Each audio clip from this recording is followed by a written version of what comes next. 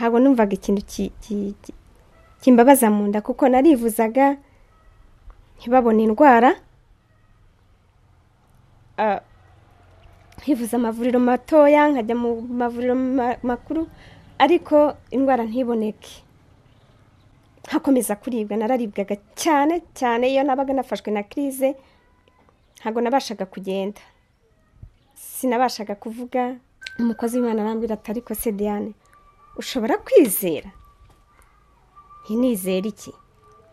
Ati wizera Imana ko ishobora byose, ishobora no kuba yagukiza. Ubwo nayo maze kumubwira ukuntu merewe nuko niyumva, noneho ambwira nti Imana ubwo yankiza ubu burwayi ubona bwananiranye bigeze hano. Uyu ni umuvugo uvuga ngo uko usa kose bigira imvano, uri agace k'umugambi uhambaye, uri uw'igiciro kandi ufite agaciro, iyakubumbye ntiyibeshye, uko usa kose bigira imvano.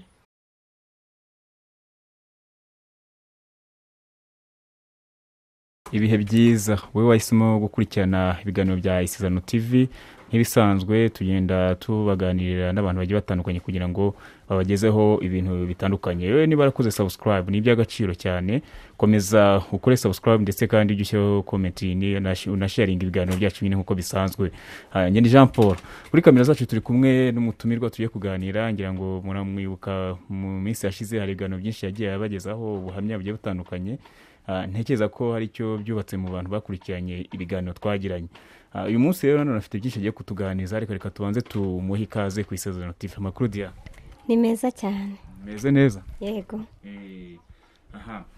Ubushizeho twaganiriye byinshi, uyu munsi washingiye kongera kuza kugira byinshi uganiriza abakunzi b'Isezerano TV.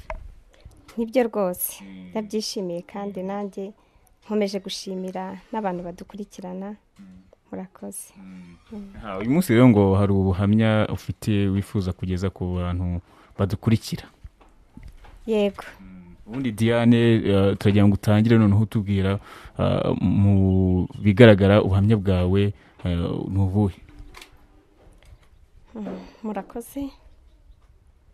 Ikigaragara ni uko mfite ubuhamya burebure kandi bufite amateka, bufite n'inyigisho. Ubundi ndi umuntu wakuriye mu mujyi w'ihuye, niho navukiye kandi ni naho nkiba. Mu buzima bwanjye nkiri muto, wenda mpereye nko mu gihe cya adolescence, hari umukobwa rwose ukunda kurimba, wambara amakabutura, wambara amapantaro, nkagera agapenke, nkakunda kwambara inkweto zo bitaga katiripira, ngashyiramo amasogisi, nakwambarana n'ikabutura nkabona ni ibintu byiza. Nari mfite abakobwa twagendanaga b'urungano rwanjye, abakobwa twese tukambara ibimeze kimwe, udukabutura twese tukambara utubodi, tugashyiraho amasentire, twashyizeho na penke, ukabona ni byiza rwose. Tukambara amaherena, tukambara amagurumete, tukambara amashene, umuntu akumva ubuzima nubwo tukumva turishimye. Nyuma yaho rero nakomeje kuguma muri ubwo buzima bwo kumva ndimbye, nkumva ni byiza, nkumva nibwo buzima. Ntangira kujya nshyira n'utuntu mu mutwe nkashyira udutentire, yaba utw'umuhondo cyangwa se udutukura, nkumva ni byiza. Rimwe na rimwe nkasuka inweri cyangwa ashyiraho plante, ibyo byose bikanshimisha. Hari ubwo nasukaga inweri ari ndende cyangwa ingufi, cyangwa se ngashyiraho plante ndende cyangwa ingufi. Ubwo nari maze gukorera amafaranga, noneho mbona ko nshobora kugura ikintu icyo ari cyo cyose nshaka, yaba plante y'ibihumbi 10 nkashyira ku mutwe, yaba umwenda w'ibihumbi, byose numva umwenda ugezweho wese nkumva ndashaka kwambara, nkumva ntacyo bintwaye kandi numvaga ari ubuzima bunshimishije. Nyuma rero nibwo kurerera mu mujyi nabwo ntibyoroshye, umuntu ahura n'ibishuko byinshi. Ubwo naje guhura na se w'abana banjye. Ubwo turapanga nyine, dupanga ku bana, tumaranye igihe gitoya, numvaga ari ubuzima busanzwe, ntabwo numvaga ko umuntu ashobora kugenda agahura n'ibibazo cyangwa agahura n'ubuzima bwiza, ntabwo nari nzi ibiri imbere. Naramwemereye, turabana, dukora mariage. Mariage igenda neza, ababyeyi bari bahari, imiryango n'inshuti. Nyuma rero turabana, ntangira kubyara, bwari ubuzima bwiza. Ndumva naragize nk'igihe cy'imyaka 2 mfite ubuzima bushimishije, nakwita ubuzima nyine bwa buki. Naje kuza gufatwa n'uburwayi, bwo mu nda. Ntabwo numvaga ikintu kimbabaza mu nda, kuko narivuzaga ntibabone indwara. Nkivuza amavuriro matoya, nkajya mu mavuriro makuru, ariko indwara ntiboneke. Nkakomeza kuribwa, nararibwaga cyane cyane. Iyo nabaga nafashwe na crise, ntabwo nabashaga kugenda, sinabashaga kuvuga. Ikintu icyo ari cyo cyose nakoraga numvaga ntonekara mu nda, haba gukorora, haba kwitsamura, icyo nkoze cyose nkumva mu nda haratonekara. Ubwo burwayi nabumaranye imyaka 3 n'igice. Nkagenda kwa muganga bakampa imiti yoroshya, bakanyorohereza imiti, nkoroherwa, nkongera ngasubira muri crise, gutyo. Ubwo burwayi nabwo bwatumye urugo rwanjye rusa nkaho rugize guhungabana, kuko ntabwo nari nkibasha kuba nakubaka urugo neza, kubera nahoraga ndwaye, nta byishimo nari mfite, nta munezero, nahoraga mbabaye, nahoraga ntaka, nahoraga kwa muganga. Ubwo nubwo buzima bw'uburwayi nagize burankomerera cyane. Ubwo hari nko mu mwaka wa 3 ntangiye urugo. Noneho igihe kimwe nagize crise, nari ndi mu kazi, nanirwa gukora, nanirwa kuvuga, nanirwa kugenda. Ndi kwibaza, se ndagira kwa muganga n'iki?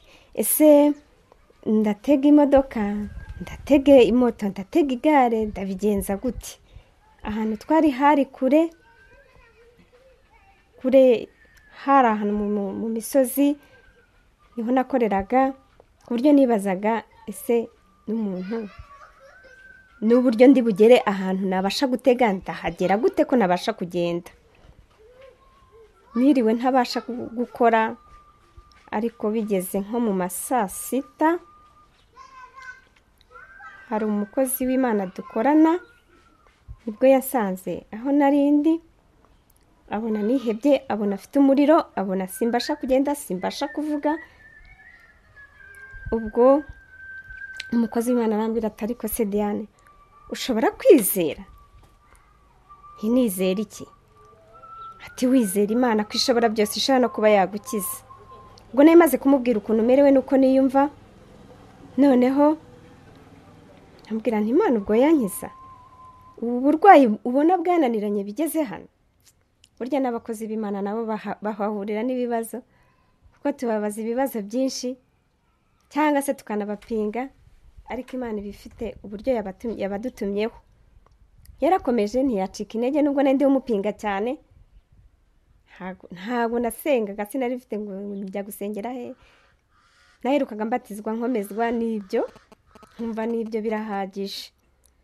Ariko arambwira ati, wizeye Yesu yagukiza, yakijije benshi, nawe uyu munsi ashobora kugukiza.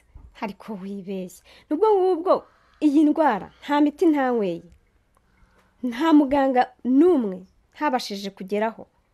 Ubu iyi ndwara urabona ariyo wavuga ngo Yesu yankiza?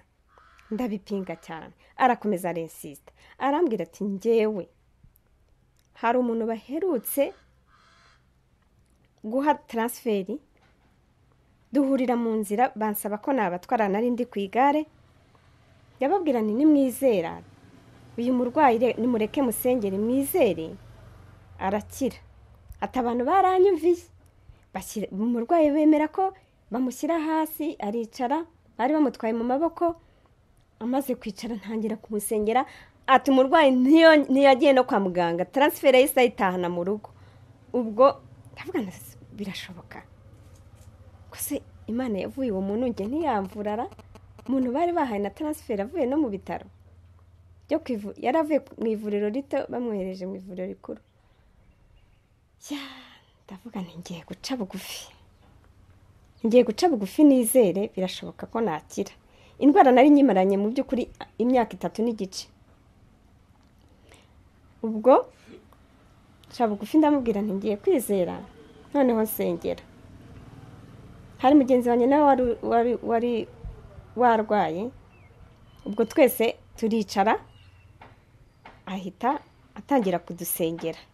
Arasenga cyane, uko asenga nkumva ububabare buragenda bugabanuka, uko asenga nkumva umuriro urashize. Ndatangara, ndavuga nti Mana, ngiye kugukorera kuva uyu munsi menye ko uri Imana kandi ushoboye byose. Uwo muhigo narawuhize, mpita ntangira gukorera Imana.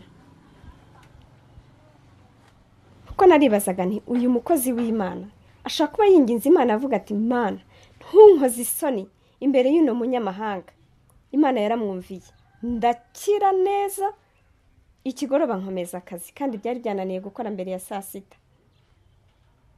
Kugeza n'uyu munsi ubwo burwayi ntibwongeye kugaruka. Ubwo nyuma yaho ndavuga nti Imana yarankijije burundu, kuko nta n'ubundi burwayi nongeye kugira, haba malaria isivaho. Icyo gihe hariho malaria cyane, ihita ivaho, nta mwana wanjye wongeye kurwara, bose baba bazima, nta kibazo twongeye kugira mu rugo. Uwiteka ahita akuraho n'uburwayi, no mu muryango mugari wose uburwayi buvaho. Mbona ko ari Imana ibikoze koko. Ntangira gukorera Imana, natangiye kujya gusenga, ntangira kujya muri korari, nkumva ni ibintu byiza, numva mpawe amahoro, numva mpawe umudendezo, numva mpawe ibyishimo n'umunezero bituruka ku Mana. Baho mu buzima bwishimye, butarwara, nagira ikibazo nkabwira Imana, nkabonera gikemuye. Nkakunda kugira umwiherero cyane, umwiherero nawe waramfashije, kuko naraturaga nkagenda nkabwira Imana aho ndi jyewe nayo twenyine, nkayibwira ibyanjye, ngasubira mu mateka yanjye, nkarira cyane, nkabwira Imana none ko ibi byananiye, ko ibi byanduhije, ko ibi byanze. Noneho nkumva Imana iramfashije, nkumva Imana irampumurije. Hari ijambo riri muri Zaburi 94 umurongo wa 19, haravuga ngo iyo ibyo nshidikanya byinshi bimpagaritse umutima, ibyo mpumuriza bishimisha ubugingo bwanjye.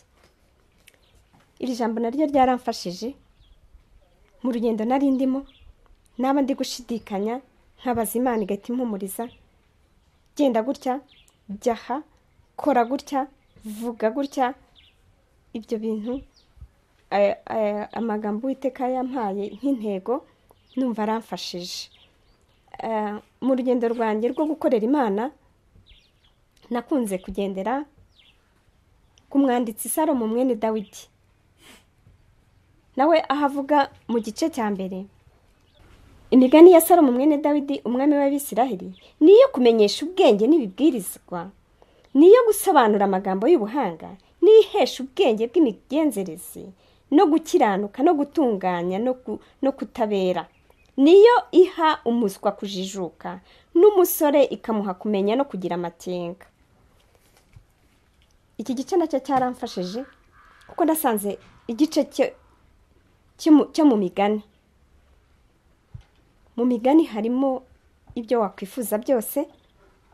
Nakunze kuhasoma mu gitondo nimugoroba, nkajya ndeba mu migani, kuko nasanze ibyo ukwiriye kuvuga biri mu migani, ibyo ukwiriye gukora biri mu migani, aho ukwiriye kujya hari mu migani, aho ukwiriye kwicara hari mu migani. Nuvuga ngo mu migani nahasanze ubwenge, harimo imigenzereze, ni gute wagenda, ni gute wakwitwara, ni gute wavuga, ni gute wabana na bagenzi bawe, uwo mubana mwabana gute, umuturanyi mwabana gute, ese inshuti yawe mwabana gute, ese ni hehe ukwiye kujya, ni hehe udakwiye kujya. Bimpa umurongo. Salomo mwene Dawidi nawe yampaye icyitegererezo mu buzima bwanjye, bituma mpa umurongo ngenderwaho. Najyaga mfata impapuro nkandikaho ibyo ndi bugendereho uwo munsi, nkandikaho imirongo ndi bugendereho uwo munsi iri mu migani. Noneho nkagenda ndebaho, nimugora nkaza kwisuzuma, nkavuga ati ese ibi nabikurikije, ese ibi ntabwo nabikurikije. Noneho nasanga ntabikurikije nkihana, narangiza ngasenga. Ubwo umunsi ukabura arangiye, umunsi w'ejo nkongera ngafata indi mirongo ngenderwaho. Byaramfashije cyane. Bibiliya nayo yambereye impamba mu buzima bwanjye, yambereye igisubizo, kuko mu gusoma umuntu aba ariho yiga. Iyo uriho usoma umenya icyo ugomba gukora, ndetse iby'ingenzi nabyo ukabyandika. Umara kubyandika rero ukazajya ubikurikiza.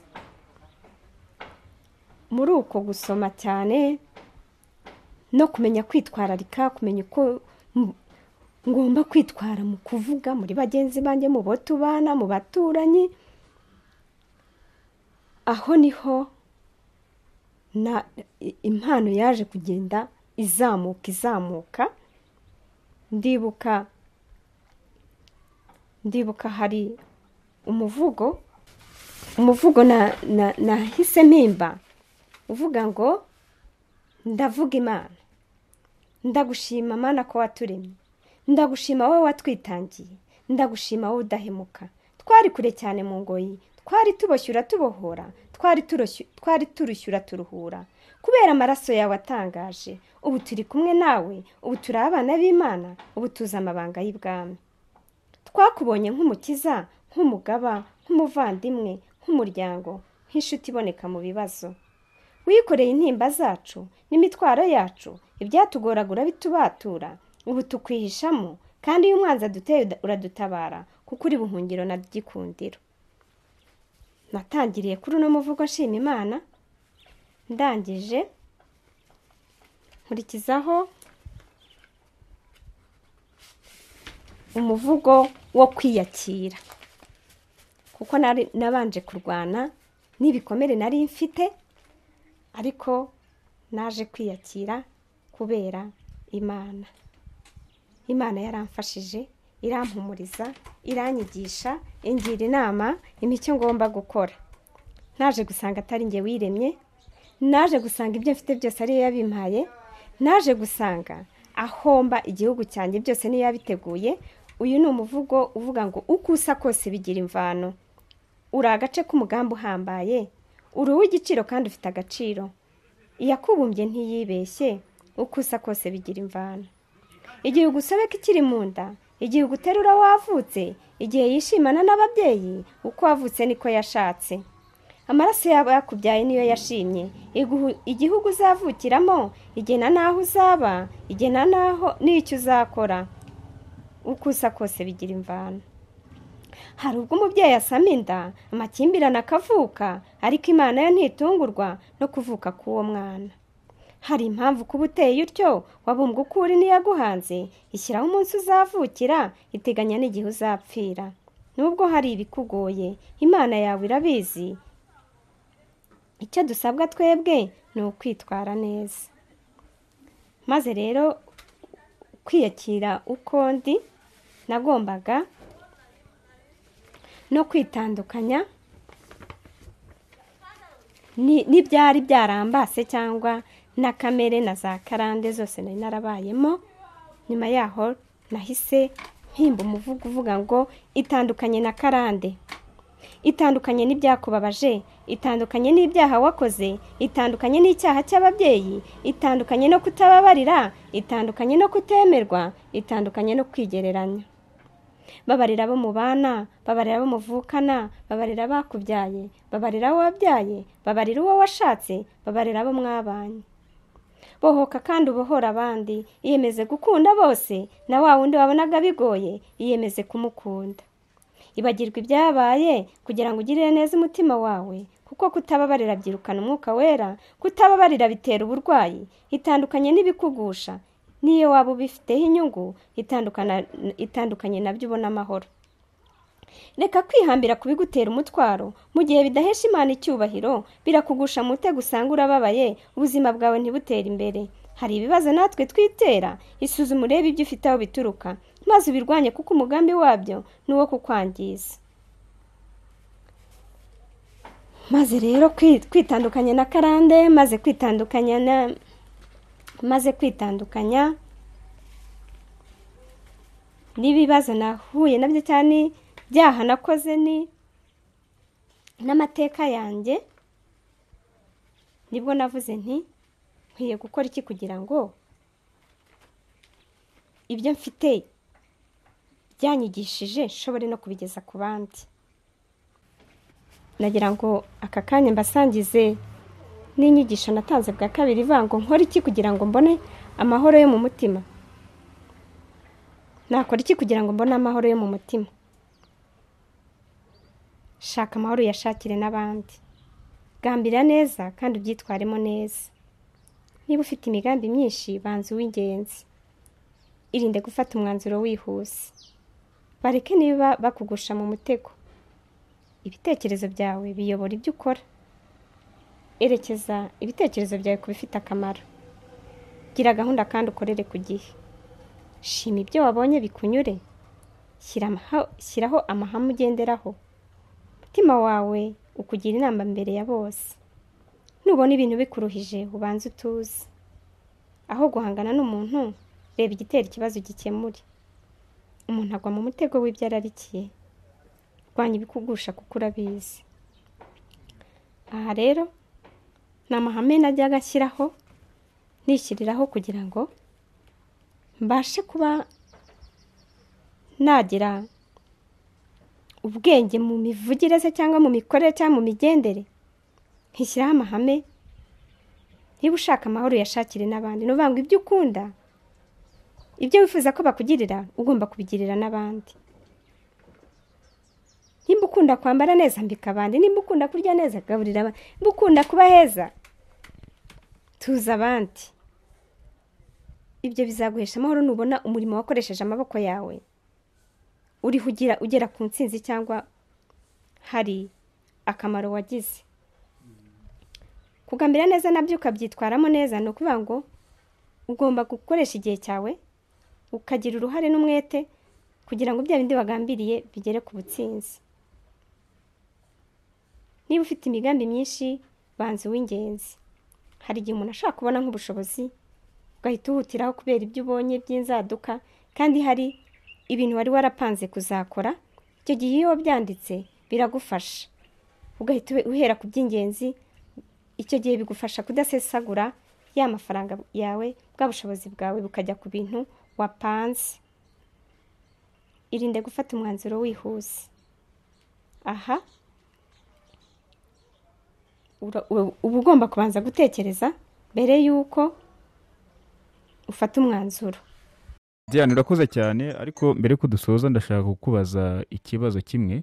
Hari ahantu wigeze kutubwira ngo mbere ya ubuzima bwawe wari ubayeho, hari imyambaro wambara, hari imisatsi ushyiraho ku mutwe, nyuma yaho uza kubireka. Ndagira ngo tusobanurire neza ko umuntu yakwambara amapantaro n'amakabutura agashyiraho n'iyo misatsi, hari aho bihurira no kuba adakijijwe? Ukwemera kw'abantu mbona gutandukanye, kuko imyaka maze n'igihe maze mu itorero, n'igihe maze menya Imana, mba mbona ukwemera kw'abantu gutandukanye. Ubundi icyo ngewe ubwanjye nemera ni icyo umuntu, ni ikiva mu muntu yatumwe n'Imana. Buriya butumwa uriya muntu ari kuvuga, kuko iteka yaravuze ngo nimutamvugira n'amabuye nzayavugisha. ubwo rero ntabwo tugomba kwibanda ngo uriya muntu afite imisatsi, uriya muntu ariyogoshesheje, uriya muntu ateza igitambaro, uriya muntu niyambara ipantaro niho tumwumva, niyambara ikanzu niho tumwumva, ahubwo cya kindi Imana yamushyizemo bari cyo utega amatwi, kuko Uwiteka yamutumye ngo aza kubwire uriya muntu ni umukozi w'Imana. Uba ugomba rero kumwumvira, kumva icyo ari kuvuga. turabwirizwa gukora ibyiza. Ese umuntu nimba atakubwira ngo karibu munuze mu kabari, Bibiliya itubwira ko tutagomba kwicarana n'abanywi, tutagomba kujya mu runywero. Aho ngaho iyo mirongo yose iri muri Bibiliya. Umuntu nimba atakubwira ati karibu mu kabari, karibu mu runywero, karibu inzoga imeze gute, karibu kahubwira ati nimuhinduke, nimwiyeze, mugire imico myiza, nimugire imico nk'iy'Imana, ndumva nta kintu cyambuza kumukurikira. Gihe by'imyambarire ntago mbishingiraho. Ntabwo imyambarire y'umuntu ishobora gutuma abantu bagwa nko mu itorero. Tuvuge nk'urugero, hari imyambarire umuntu ashobora kwambara igaragaza bimwe mu bice by'umubiri, cyangwa se wenda hari ubundi buryo igaragara, ntabwo bishobora gutuma abakristo bagwa. Abantu turagoye, kuko abantu bakunda ibigezweho, bagendana n'ibigezweho. Abantu haraza amapantaro afashe bose bagahita bayagabanyisha, abagabo, abakobwa, abapasiteri, abahungu, ababyeyi, bose ugasanga bambaye ibyo bita ngo ni uducupa. Haza amapantaro arekuye, ntumenye aho babijugunye, bagahita bashyiramo bya bipantaro birekuye. Hari ibyo bitaga pate, hasi birekuye cyane, hejuru bifashe cyane, ubwo byaba bigezweho bagahita bashyiraho bwa bucupa bakabuta. Hari ibyo bitaga za viscose, ya myenda ibyina cyane, umuntu yagendaga isa nk'aho iri kubyina, ubwo za koboyi bagahita bashyira hasi, amacupa bagashyira hasi, pate bagashyira hasi, bagatangira kwambara viscose. Rero abantu baragendana n'ibigezweho, baragendana n'ikirere kiriho, ntabwo wajya kwita ku by'abantu, gusa ntiwabura kumwegera. Hari nk'umuntu rwose nawe ubona ukabona yakabije, njya nkunda kubakebura nkamubwira nti se uyu mwenda urabonerana cyane, imyenda yose y'imbere iri kuboneka, umwenda ukaba ari transparent, ari akayungirizo, uhagarara gutya imbere ye ukabona inyuma ye, imyenda uko yambaye imbere ukabona yambaye ubusa rwose. Ntabwo ntinya kugenda nkamwegera, mba ari nk'umubyeyi nkamubwira ariko gerageza ushake akenda ko gushyira imbere gatuma. Hari abambwira bati nambayemo kora, nambayemo ntacyo bintwaye, narabimenyereye, n'abo tubana barabikunda. Ubwo njyewe umurimo wanjye mba nkurangije. Hari abambwira bati urakoze, ntabwo nabura gukebura umuntu mbona ari mu nzira zitari zo, ngo ni uko ari ibigezweho, ndamukebura. Noneho ikibazo cya nyuma, ubuzima wabayemo mbere hari aho buhuriye n'uburwayi wagize? Ubuzima nabayemo mbere nta hantu buhuriye n'uburwayi nagize, kuko nkiri umukobwa mbere y'uko nshaka nta kintu natakaga habe n'umutwe, nari inkomeye. Nyuma yaho maze gushaka, nababwiye ko nashatse maze kugira imyaka 2 nshatse. Iyo myaka 2 niyo nita imyaka 2 y'ibyishimo no kugira ibyishimo by'umubiri n'iby'urugo. Nyuma yaho natangiranye n'uburwayi, ahubwo navuga ngo buriya burwayi bushaka kuba bwarabaye imbarutso mu bibazo by'urugo, kuko naje gusanga iyo umubiri ubabaye, umutima nawo nta mahoro ugira. Ibyishimo by'umubiri birabura, ibyishimo by'umutima bikabura, noneho ukumva wihugiyeho, urihebye, ukomeza kwitekerezaho. Mu gihe wawe undi muri kubana ari gushaka kumwitaho, nawe ukaba uri wowe wiyitaho, uri gushaka ukuntu wanywa imiti, uri gushaka ukuntu wajya kwa muganga, ugahora kwa muganga, yakubwira ikibazo uti ndarwaye, ugahora muri ibyo nawe agatangira kubihirwa n'ubuzima, amakimbirane agatangira gutyo. Ko hari igihe yambwiraga tumenya ari ibyo wigira, ese urarwaye koko, ese umuntu yarwara igihe kingana gutya? Birumvikana nari ndwaye igihe kinini kandi mbabaye, numvaga nta kintu na kimwe basha gushobora, kuko numvaga mbabaye cyane, umubiri umbabaje. twakomeje kuganira, waganije abakunzi ba Isezerano TV, ariko imbere yawe turabona ibintu bigiye bitandukanye, amasaro, indabo n'ibindi bigiye bitandukanye. Ibi byo bimeze gute? Tubwireho mu buryo bwihuse. Murakoze. Kumenya Imana rero byampesheje impano nyinshi. Natangiye mvuga ko iby'ubuhanzi byaturutse mu kumenya Imana, kuko mu gutuza n'ibibazo byagiye bikemuka. Ngenda menya kuvugira Imana, menya kuvugira, nshobora gukora n'umuvugo w'abageni nawe ndawufite. Nyuma yaho nza kubona ko nkwiriye no gukora iby'ubukorikori, nginjiramo, nkunda gushushanya. Ngira ngo murabona hano ururabo nakoze, narukoze mu minota nk'ibiri. Rwari rusigaje kurudekora.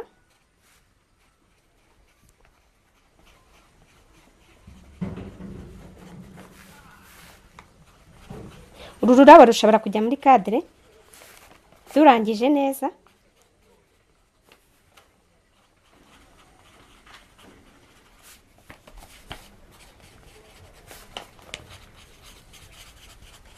Muri kadire ishobora gutakwa mu nzu. Ni ibintu bindimo mu myaka ya mbere nize travaux publics et construction. Twari dufitemo dessin, harimo dessin technique, harimo dessin artistique. Ibintu byo gushushanya narabikunze cyane. Murabona ko nubwo ntakarangije, nshobora gukomeza kukadekora, kakaza kuvamo akarabo keza cyane. Kinaho se biriya bindi mbona hari.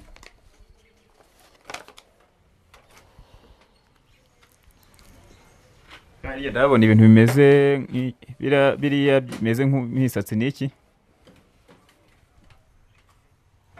ibi bimara iki? Niho igihe uyu munsi nkavuga nti ndakora agaseke, ejo nkavuga nti ndakora design yo gushushanya,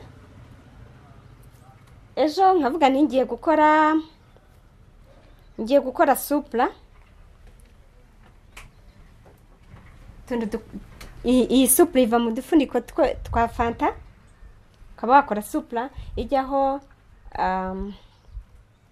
agatasi, ijyaho ibisorori cyangwa isahani. Udufuniko twa fanta uradufata ukadufubika n'agatenge, turiya duce tw'ibitenge natwo ni imari. N'udufuniko twabavugirije natwo ni imari. Nkavuga uyu munsi ndakora supla, uyu munsi ndakora agaseke, uyu munsi ndakora ibiva mu masaro.